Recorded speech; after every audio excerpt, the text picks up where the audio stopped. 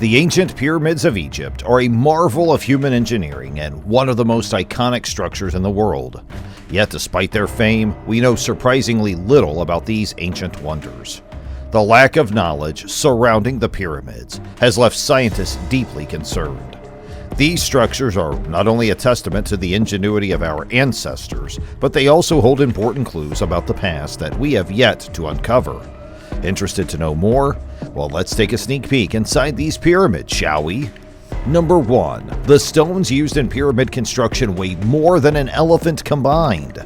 If we told you that some of the stone blocks that were used to build the pyramids weighed more than 70 tons each, how likely are you to believe us? It is estimated that each of the 2.3 million stone pieces that make up the Great Pyramid weighs approximately 2.5 tons on average.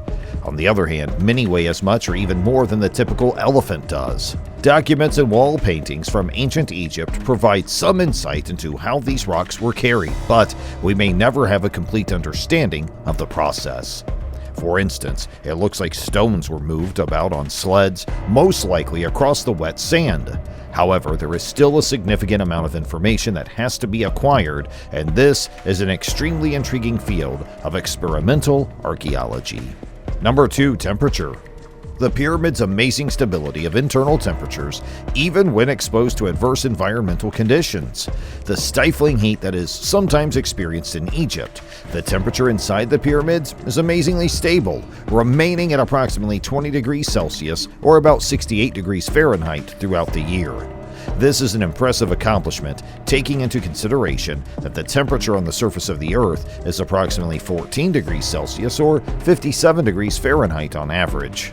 One further explanation proposes that the design of the pyramid itself plays a part in the process of maintaining a constant temperature inside.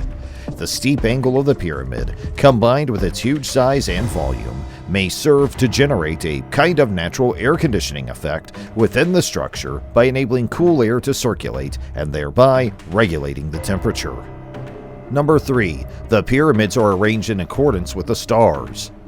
It would appear that the ancient Egyptians employed the Big Dipper and the Little Dipper to orient their pyramids in a north-south direction. Both of these constellations are located in the northern sky. This alignment is so exact that their north-south positions are accurate to within 0.05 degrees in either direction. On the other hand, it is essential to keep in mind that the arrangement of the stars is always shifting, albeit at an extremely glacial pace. Number 4. Some pyramids were not pointed. Numerous additional pyramids in Egypt are just as remarkable as the ones at Giza, including the so-called stepped pyramids. However, most people's attention is focused on the pyramids at Giza. Saqqara is home to what is believed to be one of the first pyramids ever built by the Egyptians. This particular pyramid dates back to approximately 4,700 years ago. It is believed to have been constructed as a tomb for the Egyptian monarch Djoser and has stepped sides and a flat top. Before this, tombs are built in the form of a mastabas, which are low, rectangular constructions with sloped sides and flat roofs. In point of fact, Djoser's pyramid is thought to have originated as a mastaba. For reasons that are still unclear, it is believed that the original structure underwent a series of extensions, transforming it into the 197-foot-tall or 60-meter step pyramid that we see today. Number 5. When we first saw the pyramids, we assumed they had more than 4 sides, but a pilot by the name of P. Groves asserted in the 1940s that the Great Pyramid actually has 8 sides rather than the traditionally accepted 4 sides. He noted indentations on each side of the structure that, when viewed from the ground, are difficult to make out, but when viewed from above, are clear as day. An Egyptologist by the name of Flinders Petrie made the observation in the year 1880 that the sides of the pyramid are very distinctly hollowed, and that each side has a sort of groove, especially down the middle of the face. In point of fact, the existence of the grooves was verified by a laser scanning survey conducted in 2005. Nonetheless, experts believe that they are the result of stones that have been broken or removed. It is possible that the faces appear to be divided when viewed in particular lighting conditions. Because of this, some people believe that the pyramid was purposefully constructed to have 8 sides. However, there is no evidence to support this theory. Number 6. The Sphinx may have been colorful once. It is estimated that the massive figure of the Sphinx was constructed next to the Great Pyramid approximately 4,500 years ago.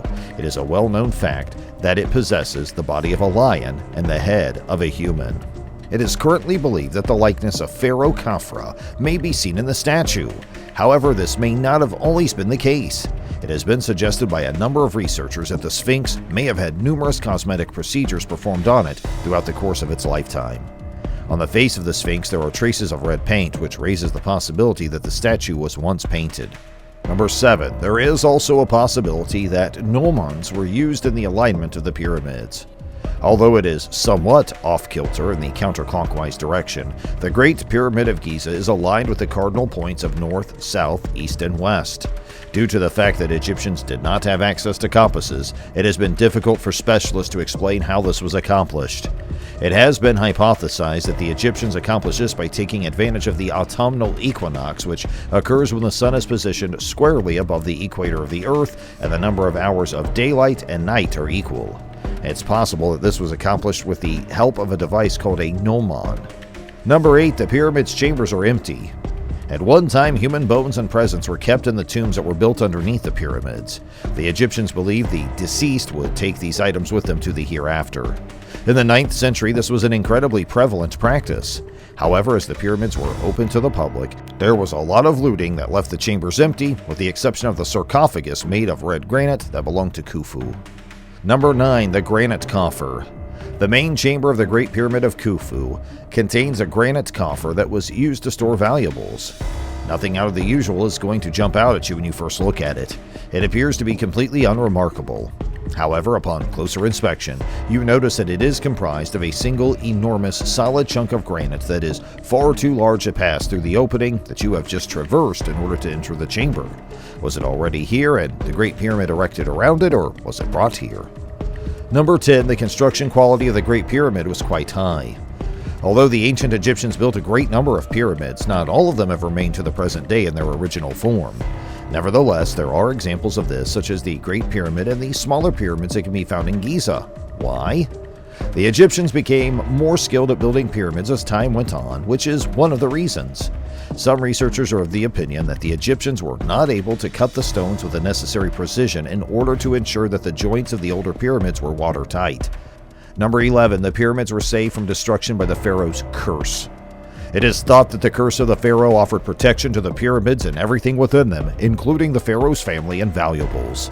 This is in contrast to the purpose of the Sphinx, which was to shield deceased pharaohs from any spiritual disturbances they might encounter on their journey to the gods.